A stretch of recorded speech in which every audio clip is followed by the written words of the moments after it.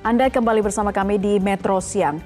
GPIB Immanuel adalah salah satu rumah ibadah bagi umat Kristiani di DKI Jakarta. Selain sebagai pusat peribadatan, juga ditetapkan sebagai salah satu cagar budaya. Pasca revitalisasi yang dilakukan oleh Anies Baswedan, yang saat itu masih menjadi Gubernur DKI Jakarta pada tahun 2021. Seperti apa wajah GPIB Immanuel saat ini? Berikut liputannya untuk Anda.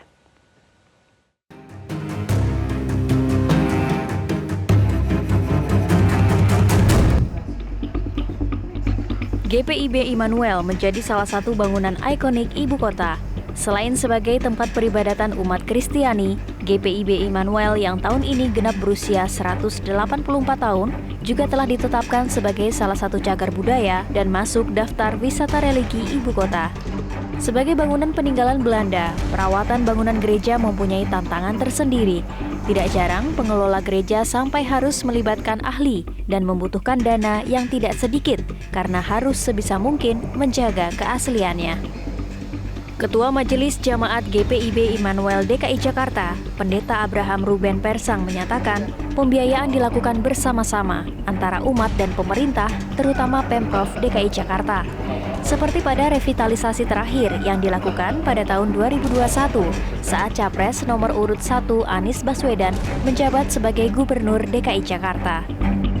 Bangunan tua ini cenderung kita mengabaikan, padahal perawatannya itu memang harus detail dan nggak bisa asal ganti sembarangan. Maka itu dalam beberapa kali kesempatan secara internal maupun lewat dukungan pemerintah, Gereja Immanuel ini terus dilakukan perawatan dari yang kecil secara berkala maupun yang cukup besar. Dan memang ini tidak satu dua orang yang melaksanakan, perlu tim teknis, bahkan pada tahun 2021 ya ketika dilakukan revitalisasi itu ya diperlukan juga pandangan-pandangan ahli yang memang membidangi di bidang bangunan-bangunan seperti ini. Jadi perlu dibangun kesadaran oleh umat, oleh masyarakat, apapun bangunan tua itu harus dirawat secara baik, secara detail dan memang biaya mahal.